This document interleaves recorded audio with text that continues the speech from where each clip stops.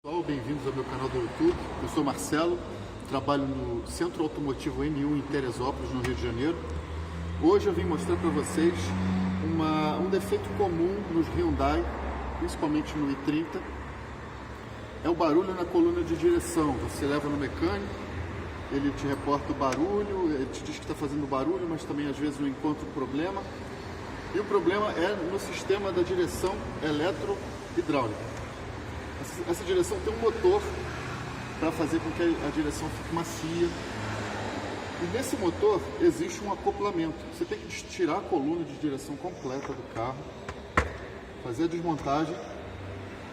E dentro do motor tem um acoplamento, que é uma borrachinha, que no caso não tem como mostrar para vocês, porque ela está completamente destruída.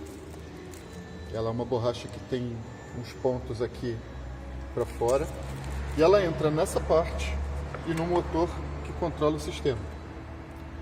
Essa borracha se desmancha, fica completamente destruída. Tá aqui o material que sobrou da borracha. O que acontece? Começa a bater uma peça contra a outra aqui e começa a gerar um barulho muito forte no carro. A peça custa barato, em média de R$50, e a substituição tem uma mão de obra razoável e fica muito bom. Recupera a coluna de direção, enquanto a concessionária pode cobrar até R$7.000 para fazer esse serviço.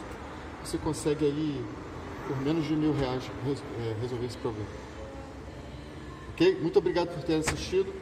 Deixa um like aí. Um abraço a todos.